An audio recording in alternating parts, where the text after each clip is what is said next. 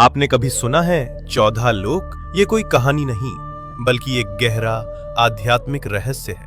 हमारे ब्रह्मांड में कुल 14 लोक माने गए हैं, 7 ऊपर और 7 नीचे।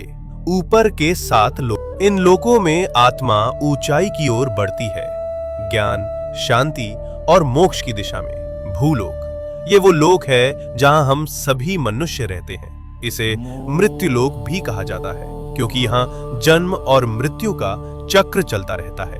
भूवरलोक, ये लोक भूलोक और स्वर्गलोक के बीच स्थित है। ये ऊर्जा रूपों का क्षेत्र है जो भौतिक और दिव्य लोकों को जोड़ता है। स्वर्गलोक, देवताओं का लोक, जहां इंद्र और अन्य देवता निवास करते हैं। अच्छे कर्म करने वालों को मृत्यु के बाद इसी लोक में स्थान मिलता है, जहां सुख, संपत्ति और आनंद की अनुभूति होती है। महरलोक, ये दिव्य ऋषियों, तपस्वियों और महान आत्माओं का निवास स्थान है, जहां वशिष्ठ और विश्वामित्र जैसे महान ऋषि तपस्या करते हैं। जनलोक, इस लोक में वे आत्माएं निवास करती हैं जिन्होंने ज्ञान और ध्यान में परम सिद्धि प्राप्त की होती है।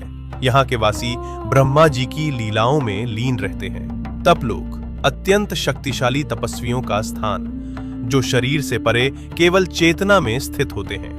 ब्रह्मलोक, यह है अंतिम लक्ष्य है, जहां केवल सत्य है, मोक्ष है और ईश्वर का साक्षात्कार होता है। इन ऊर्ध्व लोकों में आत्मा का जाना मतलब है धीरे धीरे शुद्ध और जागरूक होना। अब बात करते हैं नीचे के 7 लोकों की। यहाँ भोग, मोह और भ्रम ज्यादा होता है। अतल लोक, राक्षसों और मायावी शक्तियों का घर।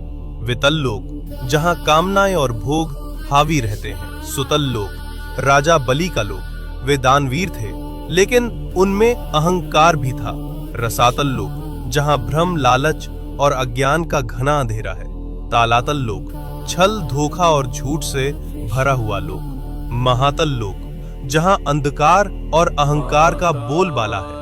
पाताल लोक, सबसे नीचे का लोक, तामसिक ऊर्जा और इच्छाओं का केंद्र। लेकिन इन सब का मतलब सिर्फ बाहरी दुनिया नहीं है। ये 7 लोक हमारे भीतर की नकारात्मक सोच और कमजोरियों का प्रतीक हैं। तो जब हम सच्चाई, भक्ति और सेवा में लगते हैं, हम ऊपर के लोकों से जुड़ते हैं, और जब हम लालच, मोह और गुस्से में फंसते हैं, हम नीचे गिरते हैं। सोच बदलो, लोक बदल जाएगा।